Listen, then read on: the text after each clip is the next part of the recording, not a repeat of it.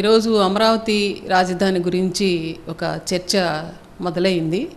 అదేంటంటే అందరికీ తెలిసిందే, మొదటి విడతలో దాదాపు 34,000 ఎకరాలు పూలింగ్ జరిగింది, రైతులు నుంచి సేకరించారు.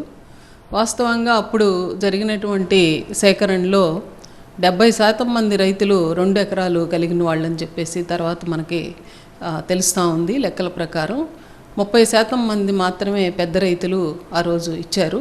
అయితే ఏదేమైనా మొదటిసారి అమరావతి ఒక మన రాష్ట్రానికి రాజధానిగా, ప్రజా రాజధానిగా ఉండడానికి రైతులు పెద్దగా ఆందోళన లేకుండా అక్కడక్కడ చెదురుమదురు ఘటనలు జరిగినప్పటికీ మొదటి విడత సజావుగా జరిగిందని మనం చెప్పాల్సి వస్తుంది.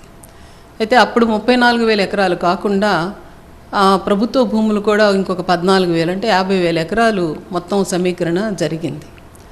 ఆ తర్వాత అప్పుడు చెప్పినటువంటి విషయాలు ఏంటంటే, ప్రతి రైతుకి ఒక్కొక్క ఎకరాకి 1000 నుంచి 1,200 స్క్వేర్ ఫీటు రెసిడెన్షియల్ ప్లాటు ఒక ఎకరాకి, తర్వాత 300 ఎస్ఎఫ్టీ గజాలు కమర్షియల్ ఇస్తామని చెప్పేసి ఆ రోజు చెప్పారు. అదే కాదు, అనేకమైనటువంటి వసతులు, హాస్పిటల్స్, ఉచిత విద్యలు ఇవన్నీ ఆ రోజు చెప్పడం జరిగింది.